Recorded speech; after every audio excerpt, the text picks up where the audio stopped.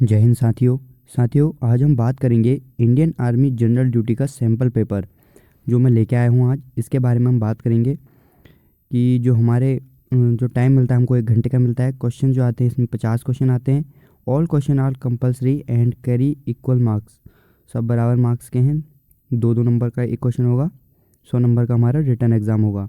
तो इस तरीके से आज हम बात करेंगे इसके। जो आपको इसमें खुद अपने आप को देखना है कि आपको कितना आता है, कितने आप अटेम्प्ट कर पाते हैं इसमें से क्वेश्चन। सबसे लास्ट में इसके आंसर शीट भेज दूंगा, उसमें आंसर शीट दे दूंगा आपको, जो आपको हेल्प करेगा कि इसका आंसर क्या है। ठीक है, आपको खुद इसमें अपने आप को देखना है कि आपको कितना आता है। ठीक है, तो स्टार्ट करते हैं आज का वीडियो। पहले बता देता हूँ कि कितने क्वेश्चन होंगे। जो हमारे जीके के क्वेश्चन होंगे इसमें होंगे 15 क्वेश्चन हमारे जीके के होंगे, ये जनरल नॉलेज से रिलेटेड होंगे। उसके बाद जो हमारे 15-20 क्वेश्चन आएंगे वो हमारे साइंस से रिलेटेड आएंगे, जनरल साइंस होगी।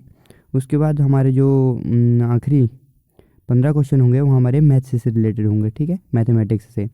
तो सबसे पहला क्वेश्चन जो इसमें है, स्टार्ट करते हैं। विश्व स्वास्थ्य दिवस कब मनाया जाता है?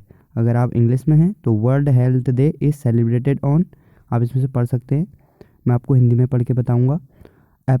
पहला ऑप्शन है अप्रैल 7 को, दूसरा ऑप्शन है मई 7 को, तीसरा ऑप्शन है अप्रैल 1 को, चौथा ऑप्शन है मई 1 को।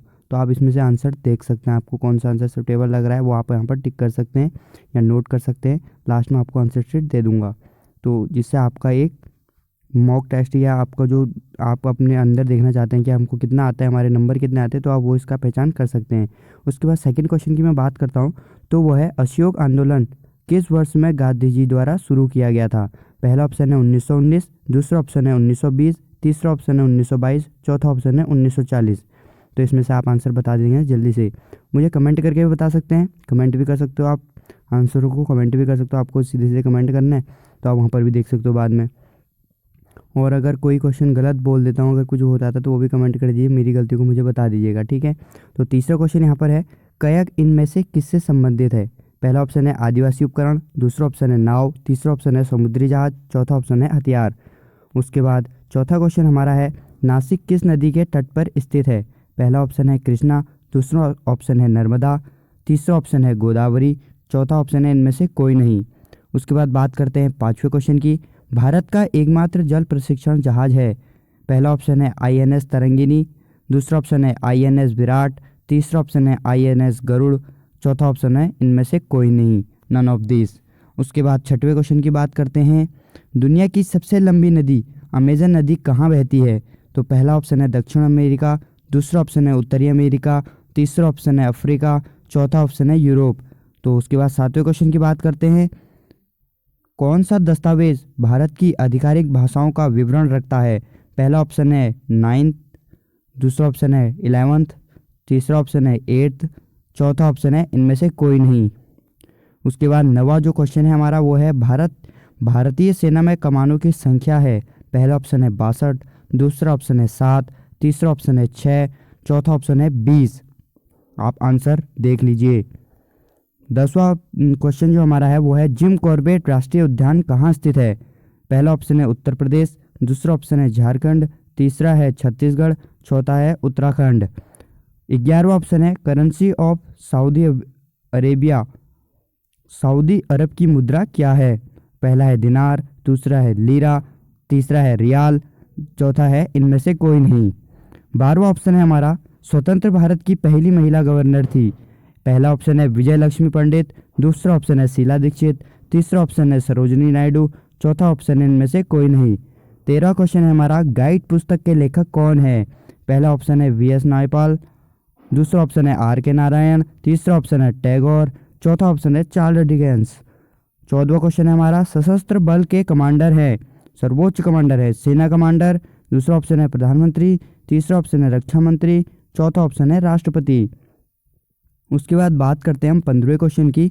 तो 15वां क्वेश्चन है, पानीपत की पहली लड़ाई किनके बीच लड़ी गई थी? इसका आप सन भी याद कर सकते हैं। तो पहला ऑप्शन है हमारा पृथ्वीराज चौहान और मोहम्मद गौरी, दूसरा ऑप्शन है बाबर और इब्राहिम लोदी, तीसरा ऑप्शन है नादिर शाह और मोहम्मद शाह, चौथा ऑप्शन है कुलाइब और सिराजुद्दौला के बीच। तो किसके बीच लड़ी गई थी आप बता सकते हैं यहाँ पर से। उसके बाद 15 क्वेश्चन हमारे जनरल नॉलेज के फिनिश हो चुके हैं। इसके बाद आएगी हमारी जनरल साइंस 20 क्वेश्चंस की जनरल साइंस हमारी आती है। उसमें आपका फिजिक्स भी आएगा, बायो भी आएगा, सब कुछ जो हमारा 10th से रिलेटेड होता है। 16वां क्वेश्चन हमारा साइंस से रिलेटेड स्टार्ट होता है, सेट 2। 16 क्वेश्चन है, मलेरिया किस कारण से होता है? पहला है जीवाणुओं के कारण से, दूसरा है प्रोटोजोआ, तीसरा है वायरस, चौथा है कवक। 17वें क्वेश्चन की बात करते हैं, बांझ विरोधी विटामिन का नाम बताइए। पहला है विटामिन ई, दूसरा है विटामिन ए, तीसरा है विटामिन के, चौथा है विटामिन डी। 18वें क्वेश्चन की बात करते हैं, कार्यबल और विस्थापन के बीच का संबंध बताइए। पहला ऑप्शन है हमारा W बराबर F/S, चौथा है W बराबर F/S, तीसरा है हमारा W बराबर F-S और चौथा है हमारा W बराबर F+S। और 19वां क्वेश्चन हमारा है, कौन सा रसायन पौधों से प्राप्त होता है? पहला ऑप्शन है हमारा इसमें कुनैन, दूसरा ऑप्शन है एस्पिरिन, तीसरा है इंसुलिन, चौथा है इनमें से कोई नहीं। 20वां क्वेश्चन हमारा है, सिस्मोग्राफ से आप क्या माना जाता है? पहला ऑप्शन है हवा की गति, दूसरा ऑप्शन है बारिश, तीसरा ऑप्शन है भूकंप, चौथा ऑप्शन है इनमें से कोई नहीं। उसके बाद 21वें क्वेश्चन की हम बात करते हैं, कौन सी गैस सोडा को तैयार करने के लिए इस्तेमाल की जाती है? पहला ऑप्शन है सल्फर, दूसरा ऑप्शन है कार्बन डाइऑक्साइड, तीसरा ऑप्शन है कार्बन मोनोऑक्साइड, चौथा ऑप्शन है कार्बन। उसके बाद हम बात करते हैं 22वें क्वेश्चन की, इनमें से कौन एक अदिश मात्रा है? पहला ऑप्शन है गति, दूसरा ऑप्शन है बल, तीसरा ऑप्शन है त्वरण, चौथा ऑप्शन है इनमें से कोई नहीं। अब 23वें क्वेश्चन की ओर बढ़ते हैं, हीमोग्लोबिन का मुख्य घटक है। पहला है प्रोटीन, दूसरा है लोहा, तीसरा है मोटापा, चौथा है विटामिन। उसके बाद हम बात करते हैं 24वें क्वेश्चन की, एक जीव की संरचनात्मक और कार्यात्मक इकाई को कहा जाता है? पहला ऑप्शन है ऊतक, दूसरा ऑप्शन है कोशिका, तीसरा ऑप्शन है अंग, चौथा ऑप्शन है अंग प्रणाली। 25वां क्वेश्चन हमारा है, मानव शरीर में रक्त किसमें शुद्ध होता है? पहला है दिल, दूसरा है गुर्दा, तीसरा है फेफड़े, चौथा है लीवर। उसके बाद हम बात कर लेते हैं 26वें क्वेश्चन की, किन गैसों की उपस्थिति के कारण अम्ल वर्षा होती है?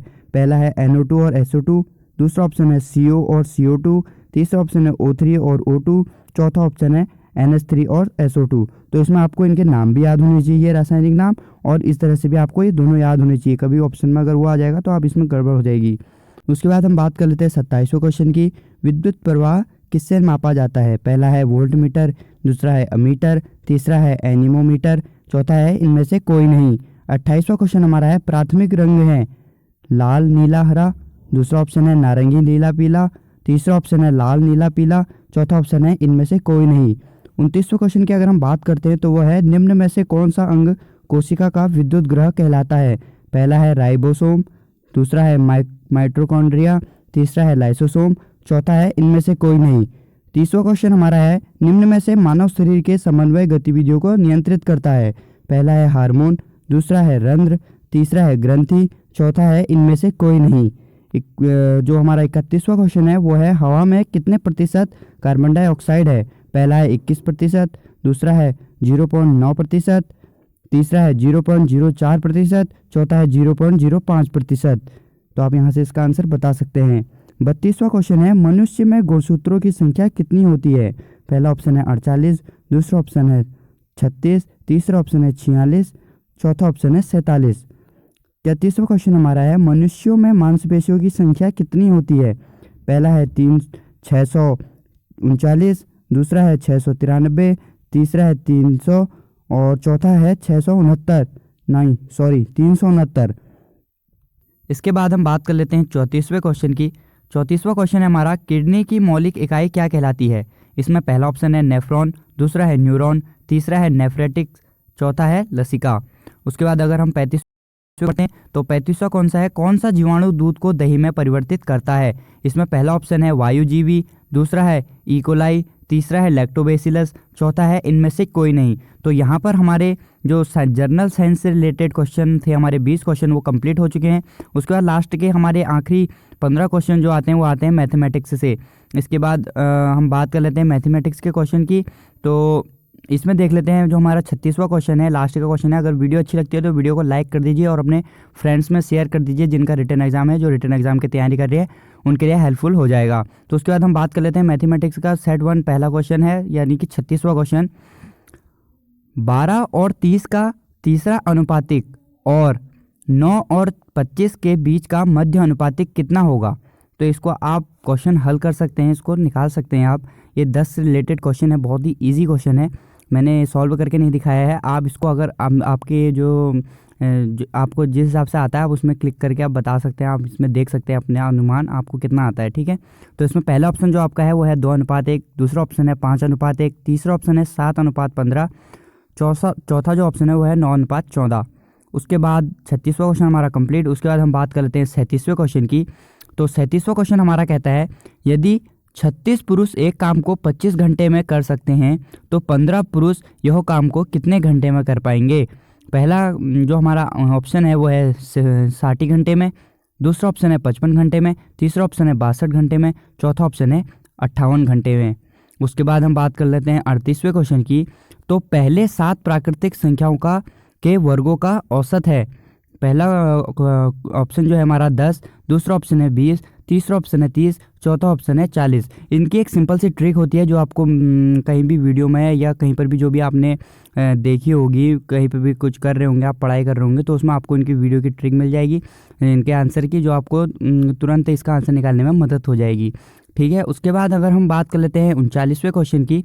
तो ये क्वेश्चन आप देख सकते हैं, यहाँ पर पढ़ सकते हैं इसे, इसको आप खुद भी सिंप्लीफाई कर सकते हैं, मैं इसको बोल नहीं सकता, तो आप इसको देख लीजिए। 39 जो हमारा क्वेश्चन है 39वां, ठीक है। उसके बाद हम बात कर लेते हैं 40वें क्वेश्चन की। 40वां क्वेश्चन हमारा है 680621 में कौन सी सबसे छोटी संख्या जोड़ी जाए कि इसका योग एक पूर्ण वर्ग बन जाए? इसमें पहला ऑप्शन हमारा है 4, दूसरा है 5, तीसरा है 6, चौथा है 8। इसको सही से आप देख लीजिए क्वेश्चन को, उसके बाद इसका आंसर बता दीजिएगा। उसके बाद आप देख लीजिए क्वेश्चन, देख लीजिए आप 40वां क्वेश्चन। उसके बाद बात कर लेते हैं हम 41वें क्वेश्चन की ओर बढ़ते हैं। तो जो हमारा 41वां क्वेश्चन है वो है 10 वर्षों में ए की उम्र बी की 10 वर्ष पूर्व उम्र से दोगुनी होगी। अगर ए अभी बी से 9 वर्ष बड़ा है तो बी की वर्तमान उम्र क्या है? इसमें हम ए और बी की उम्र को मान लेंगे, उसके बाद हमारा इसका आंसर निकल जाएगा, ठीक है। तो ए का जो ए ऑप्शन है हमारा इसमें 19 साल, बी है 29 साल, सी है 39 साल और डी है 49 साल, ठीक है। उसके बाद हमारा इसी तरह से 42वां क्वेश्चन की ओर बढ़ते हैं। तो 42वां क्वेश्चन हमारा है इनमें से सबसे बड़ी संख्या है √2, उसके बाद है हमारा √3 का वो √3 है, उसके बाद है √4। तो ए जो ऑप्शन है हमारा वो √2, उस हिसाब से ऑप्शन दिए गए सभी बराबर हैं, तो आप इसको भी देख सकते हैं इस तरह से। उसके बाद हमारा 43 क्वेश्चन है, एक परीक्षा में 80% छात्र अंग्रेजी में उत्तीर्ण हैं, गणित में 85% और 75% दोनों अंग्रेजी और गणित में। अगर 40% छात्र दोनों विषय में अनुत्तीर्ण हैं तो कुल छात्रों की संख्या बताइए। तो पहला ऑप्शन है 400, दूसरा ऑप्शन है 450, तीसरा ऑप्शन है 500 और चौथा ऑप्शन है हमारा 600। उसके बाद हम बात कर लेते हैं 45वें क्वेश्चन की। 2:3 ना 2/3 और 8/9 और 64/81 और 10/27 का महत्तम समावर्तक है HCF। तो पहला ऑप्शन है 2/3, दूसरा ऑप्शन है 2/81, तीसरा ऑप्शन है 160/3, चौथा ऑप्शन है 160/81। उसके बाद अब हम बढ़ते हैं 46वें क्वेश्चन की ओर। तो एक कार 108 किलोमीटर प्रति घंटे की गति से चल रही है, तो 15 सेकंड में वह कितनी दूरी तय करेगी? तो पहला ऑप्शन है 45 मीटर, दूसरा ऑप्शन है 55 मीटर, तीसरा ऑप्शन है 450 मीटर, चौथा ऑप्शन है 455 मीटर।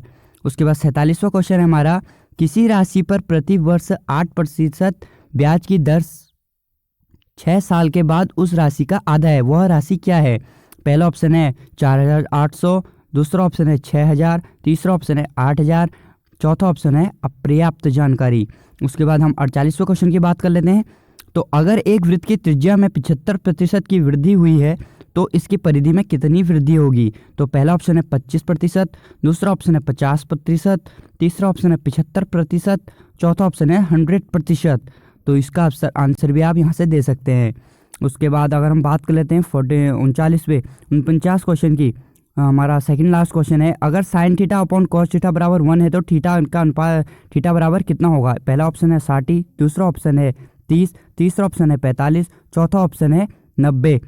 और इसी के लास्ट हमारा लास्ट क्वेश्चन जो बचा है वो है, एक गोलार्ध का घुमावदार सतह है। पहला ऑप्शन है 3πr², दूसरा ऑप्शन है 2πr², तीसरा ऑप्शन है हमारा 4πr², चौथा जो ऑप्शन है हमारा πr²। इस तरह से आप इसका आंसर दे सकते हैं। हमारे लास्ट क्वेश्चन कंप्लीट हुआ और हमारा एक सेट कंप्लीट हुआ। इस तरह से आप इसका आंसर फटाफट दे दीजिए। आप फटाफट इनका आंसर अपने उसमें कैलकुलेट कर सकते हैं। उसके बाद ये रही आपकी आंसर शीट। तो इसमें से आप इसको चेक कर सकते हैं कि हमारा कौन सा आंसर सही है, कौन सा आंसर हमारा गलत है, तो कितने नंबर हमारे आए। और मुझे कमेंट करके ज़रूर बताएं कि आपको कितने आंसर आपके सही थे, कितने आंसर गलत थे। आप इसमें से आप देख सकते हैं। ये रही आपके आंसर की। तो बस आज के इस वीडियो में बस इतना ही। जल्दी मिलेंगे नए मॉडल पेपर के साथ, नई तैयारी के लिए। All the best. Thank you.